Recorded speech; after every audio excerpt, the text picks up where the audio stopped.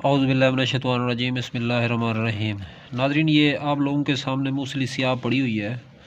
तो मूसली स्याह जो है ये बुखार का बेहतरीन और ज़बरदस्त इलाज है। अगर इसका पाउडर कर लिया जाए तो आधा चम्मच जो है सुबह, आधा चम्मच शाम, बड़े आदमी की खुराक बता रहा हूँ।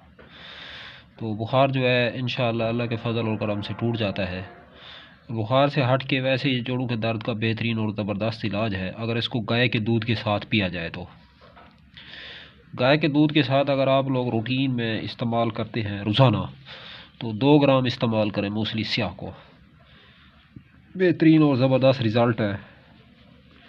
तो वैसे ये निगाह को भी ताकत देती है, दिमाग को भी ताकत देती है, किसी न किसी हद तक जो है आसाबी कमज़ोरी को भी दूर करती है मूसली स्याह।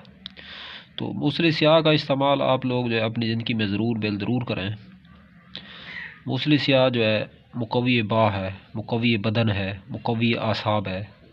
तो इसको वैसे अगर आप लोग मूसली सफ़ेद और मूसली स्याह दोनों को मिला के, और अस्कद नगोरी जो है ये देखें, ये पड़ी हुई है अस्कद नगोरी, इस तरह लेनी है मोटी मोटी।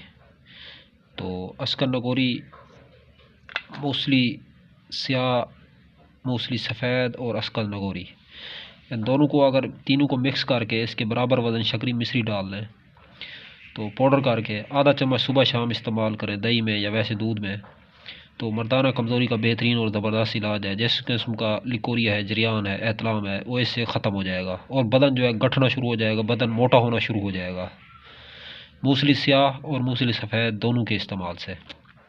तो नाज़रीन, ये तो थी छोटी सी वीडियो मूसली सफ़ेद, मूसली स्याह और अस्कद नगोरी के हवाले से।